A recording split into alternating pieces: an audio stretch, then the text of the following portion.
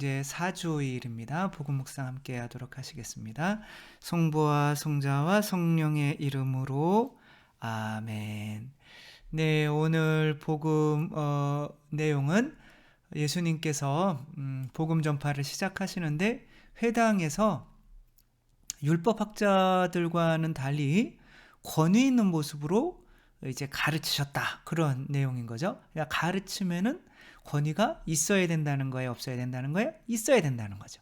근데 그 권위라고 하는 것이 지금 우리가 생각할 때 일반적으로 생각하는 그런 권위는 아닐 거겠죠, 그렇죠? 그래서 도대체 권위 있는 가르침은 뭔가, 율법학자들은 왜 권위가 없었고 예수님은 무슨 권위가 있었나? 라고 볼 때 예수님께서 마귀를 쫓아내셔요. 마귀 들린 사람이 나는 당신이 누구신지 압니다. 당신은 거룩하신 분입니다. 이렇게 고백하죠.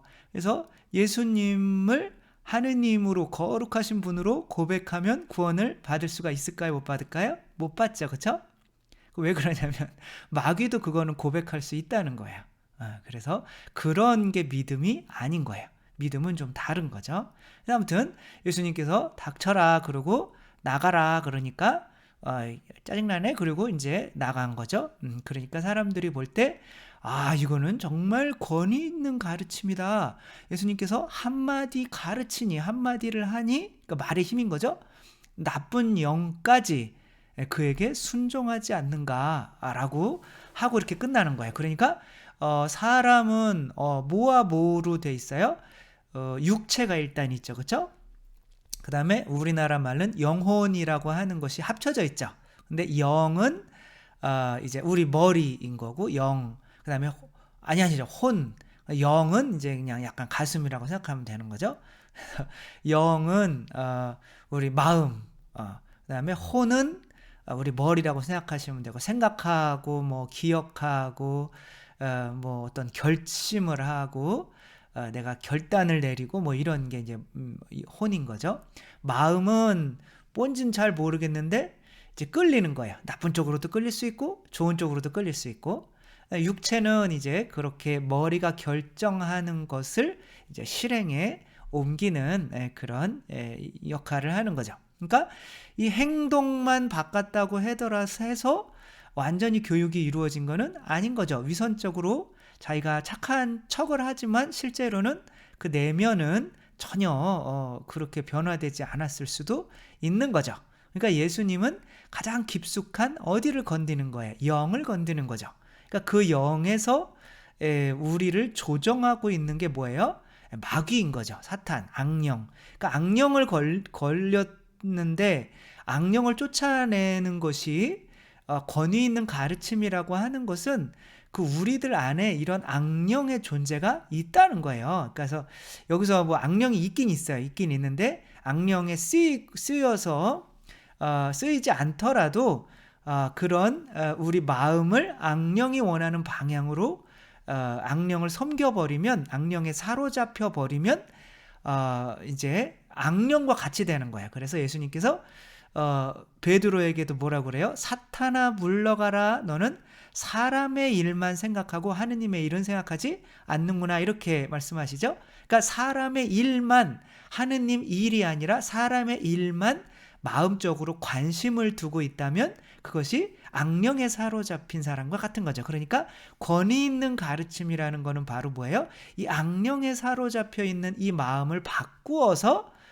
하느님의 뜻을 따르는 마음으로 바꾸어 줄 수 있는 가르침이 권위 있는 가르침이라는 거죠. 그래서 이론적으로 제가 하는 것처럼 말로만 이렇게 이렇다 저렇다 하고 자기는 뭐 제대로 살지도 못하고 이제 그런 식으로 가르치는 거라면, 물론 뭐 그냥 외워서 가르치는 것보다 낫겠지만 이론적인 것보다 더 권위 있는 가르침은 바로 심장, 마음을 건드려주는, 마음에 불을 이렇게 붙여주는 교사가 가장 훌륭한 교사다라고 하는 거죠.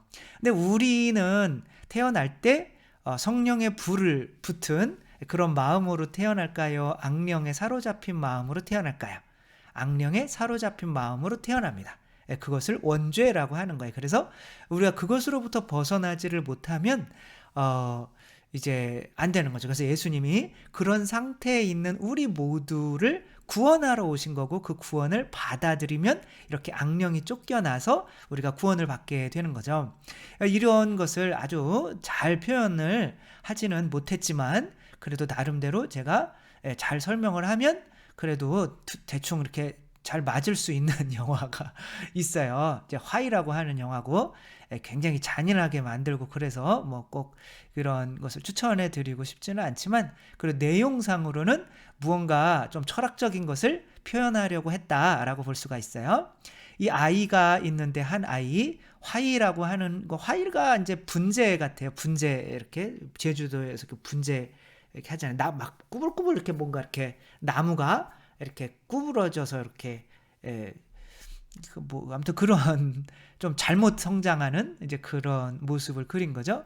이 아이가 어떻게 되냐면, 이 이제 5인조 이 나쁜 놈들이 있는데, 이 놈들이 한 아이를 이제 유괴를 해서 그 집에서 이제 돈을 뜯어내려고 했는데, 경찰들이 쫙 깔려가지고 안 된 거예요. 그래가지고 이 아이를 이제 죽일까 그러다가, 이 지금 김윤석인가요? 아무튼 이 사람이 이제 대장이에요. 여기 이윤식인가요? 아무튼 뭐 이분이 저한테 뭐라고 그러시지는 않겠죠? 이분 팬이 뭐라고 그러실 수는 있겠네. 어쨌든 이분이 이제 우리가 키우자, 그러니까 아버지가 되고 싶은 거죠. 근데 여기에서는 이제 각자의 성격들이 있어요. 막 이렇게 친근한 삼촌과 같은 성격, 뭐 자상한 아버지와 같은 성격. 근데 이제 굉장히 무섭고 철저한 이제 이 이윤석, 이게 제가 모르니까. 아무튼 이 여기 극 중에서의 이름은 뭐냐면, 찾기 힘드네요. 그것도. 아무튼 이 사람이 이제 이렇게 이 아이를 자기들과 똑같이 키우는 거죠. 그러니까 근데 얘 안에는 그래도 양심이라는 게 있어서 좀 순수하고 싶은 거예요. 그래서 막 토끼나 막 이런 것들을 막 죽이라고 하는데 잘 죽이질 못하는 거야. 그럼 죽이지 못할 때마다 어디에 가두냐면 지하실에 가둬요. 이렇게 지하실에 깜깜한 데 가두어 놓으면 여기서 뭐가 나타나냐면 괴물이 나타나요.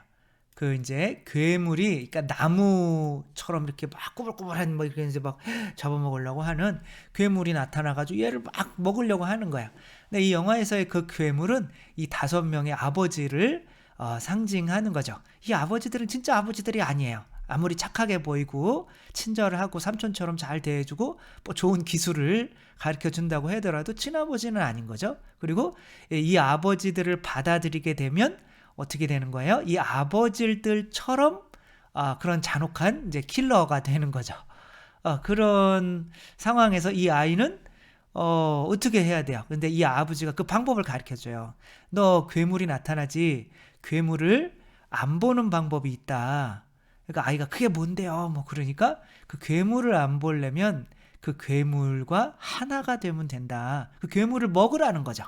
그러니까 이 아버지들을 먹는 거예요. 우리를 먹어. 내가 너한테 해주는 게 얼마나 많아. 그걸 먹으라고. 그러면 우리와 하나가 되면 우리를 더 이상 두려워하지 않아도 돼. 라고 해서, 근데 이게 이제 아담과 하와가 선악과를 따먹는 거야. 그렇게 뱀을 먹어버린 거죠. 그러니까 뱀이 나의 주인이 돼가지고 우리가 더 이상 뱀을 볼 수는 없지만 뱀에 사로잡혀 있는 살아서 이렇게 나쁜 인간이 되는 거죠. 세속 육신 마귀가 이제 이 뱀이 이제 해는 거니까, 뭐 돈에 대한 두려움, 뭐 뭔가 먹지 못하는 두려움, 뭐 이런 두려움들을 일으켜 가지고 우리를 이제 사로잡아서 나쁜 사람이 괴물이 되어 버리게 되는 거죠. 이 영화가 화이, 괴물을 삼킨 아이예요. 이 괴물이 이제 우리가 삼킨 부모님인 거죠. 근데 이 부모님들이 진짜 우리의 참 부모님이냐? 아닌 거죠. 그러니까 진짜 부모님인데, 이들이 이제 어떻게 하다가 보니까 한 집이 재개발을 해야 되는데 안 나가고 있는 거예요. 그래서 그 집을 이들한테 이제 부탁을 했는데, 그 집을 이제 따고 들어가서 보니까 이상하게 어렸을 때 자기 사진이 있는 거예요. 그러니까 알고 봤더니 자기 부모님인 거예요. 진짜 부모님을 이제 이들이 막 죽이려고 하고 있는 거고, 막 어떻게 하다가 진짜 자기 아버지를 죽여요. 자기가. 그리고 이제 이들이 엄마까지도 막 죽이려고 하고 있는 거를 보니까 이제는 이제 이들을 이제 뱉어내는 거죠. 그리고 이제 이들을 이제 죽이게 되는 거죠. 이렇게. 싸납죠. 그러면서 여기서는 이제 괴물들이 나타나는데 무섭죠, 이거? 괴물이 안 무서워해요. 그래, 네가 뭐 어떡할 건데? 뭐 이런 거죠. 그렇게 이 아버지들을 다 죽여요. 그래서 이렇게 살인을 하면 안 되는 건데 이제 뭐 영화니까 그런 거죠.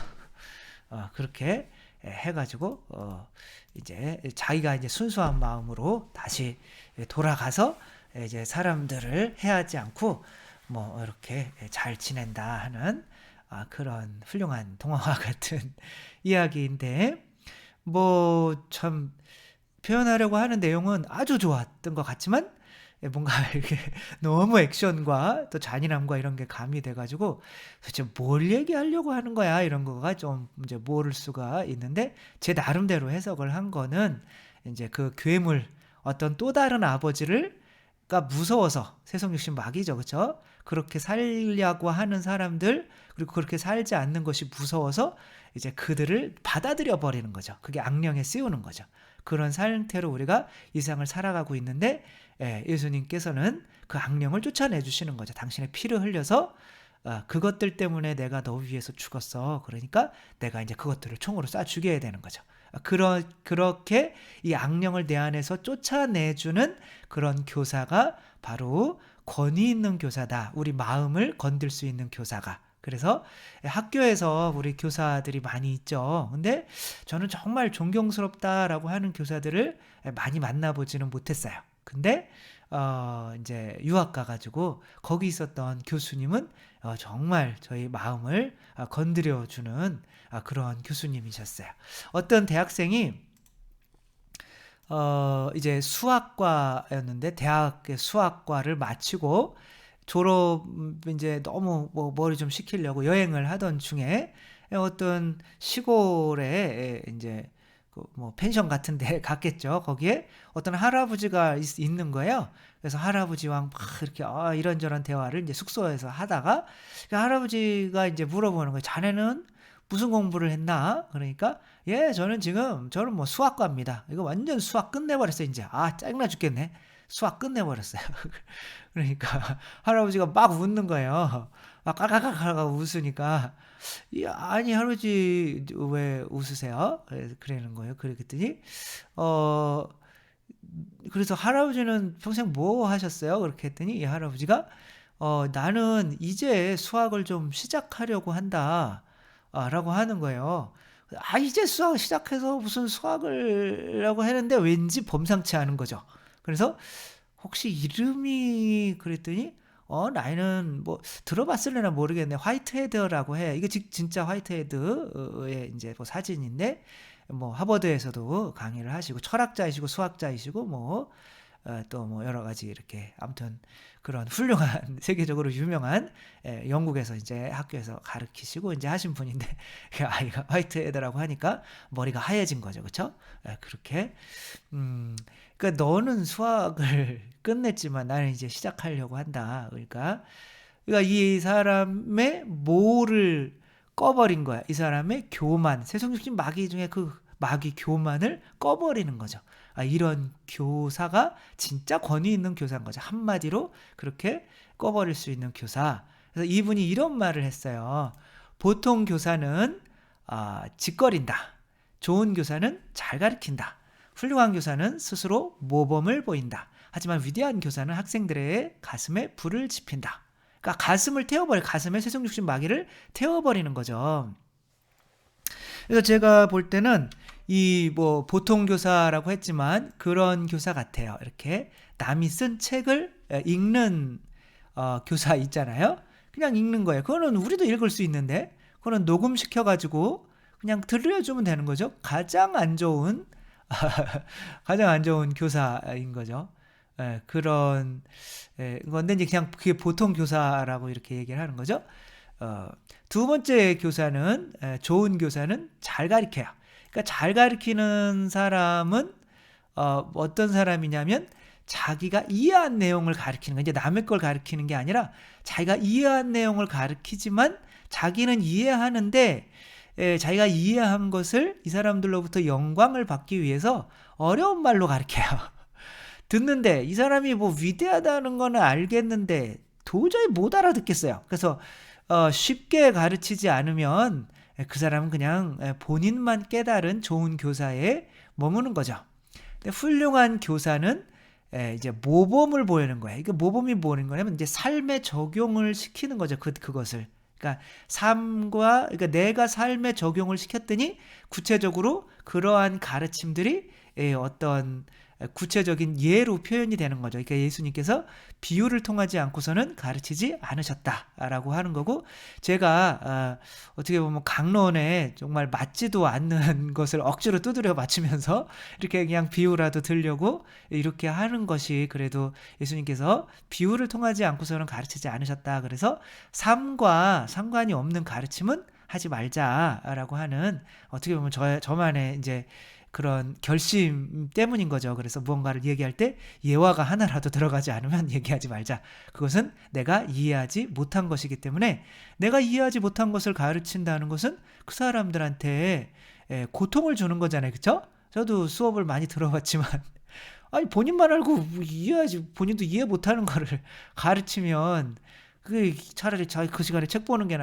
나은 거지. 시간을 허비하게 만들고 나는 바본가 그런 생각 들게 만들고 하면 안 되잖아요. 그렇죠? 그래서 예를 잘 들 수 있는 훌륭한 교사가 되는 거죠. 근데 위대한 교사는 학생들의 가슴에 불을 지르는 교사다, 이렇게 얘기를 해요. 바로 오늘 예수님께서 마귀를 쫓아내시는 거고, 오늘 화이라고 하는 영화에서 그 진짜 부모님들이 이 아이의 가슴에 불을 지펴서 세속육신 마귀라고 그거를 가르친 아버지들을 총으로 쏴서 죽이게 만드는 그런 가르침. 그래서 세상에 유익한 일을 하는 사람이 태어나게 만드는 그런 가르침인 거죠. 그래서 우리 안에 불을, 그 성경에 번제단의 불을 끄지 마라 라고 하는 내용이 있죠. 이 번제단이라고 하는 것은 바로 우리 안에 있는, 우리 가슴에 있어요. 우리 심장에 이렇게 내 자신을, 세속주신 마귀를, 돈 좋아하는 마음, 쾌락을 좋아하는 마음, 그 다음에 내가 교만한 이 마음을 계속 태워야 돼요. 근데 그것은 나의 힘으로 안 돼요. 바로 화이라고 하는 아이가 그렇게 가슴에 불을 지펴진 거는 바로 이 부모님의 피였거든요. 자기가 죽인 부모님의 피. 그 피가 떨어져서 내가 저 인간들 말 들어가지고 내 진짜 부모님을 죽이다니 라고, 저놈들을 나쁜 놈들 죽여야지, 뭐 이런, 이게 내 자신을 이렇게 살라 바치는 것이 바로 제사인 거죠. 진정한 제사. 그래서 번제단의 불을 끄지 않게 만드는 교육, 세속육신 마귀를 태워버릴 수 있게 만드는 교육, 그러려면 우리가 가르치는 이 말들 안에 바로 우리의 피가 섞여 있어야 되는 거죠. 그렇게 내 피가 섞여 있는 그런 가르침을 받을 때 사람들이 머리로만 이해하는 것이 아니라 가슴이 뜨거워져서, 내가 이런 삶을 진짜 살지 말아야겠다. 내가 진짜 이 마음 때문에 예수님, 나를 사랑하시는 예수님을 내가 죽인 거구나 라고 하는 것을 그렇게 가르칠 수 있을 때, 그것이 바로 권위 있는 가르침이라는 거. 뭐 제가 그렇다는 건 아니에요. 근데 저는 노력은 하지만 아직은 얼척 없죠. 그렇죠? 저는 뭐 특별한 기적을 그렇게 뭐 악령을 쫓아내는 일도 한 적이 없고 뭐 하는 거지만, 근데 뭔지는 아는 거죠. 뭐가 권위 있는 가르침인지는 아는 거죠. 그래서 여러분들께서도 또 누군가의 또 교사이고 가르침을 할 텐데, 과연 아이들한테 너는 다른 아이들 이겨서 너 성적 잘 맞아서 잘했네, 뭐 너 좋은 직장 취직하고 경쟁에서 좋은 대학 들어가고 다른 사람보다 더 잘나야 되고, 그렇게 우리 안에 있는 이 마귀를 크게 만드는 그런 교사가 아니라 바로 우리 안에 있는 이 마귀를 쫓아낼 수 있는 예수 그리스도를 닮은 참다운 권위 있는 교사들이 우리 모두 되었으면 좋겠습니다. 주님께서 여러분과 함께 전능하신 천주 성부와 성자와 성령께서는 여기 모인 모든 이에게 축복을 내리시어 길이 머물게 하소서. 주님과 함께 가서 복음을 전합시다. 하느님 감사합니다. 성부와 성자와 성령의 이름으로 아멘. 네, 감사합니다. 사랑합니다.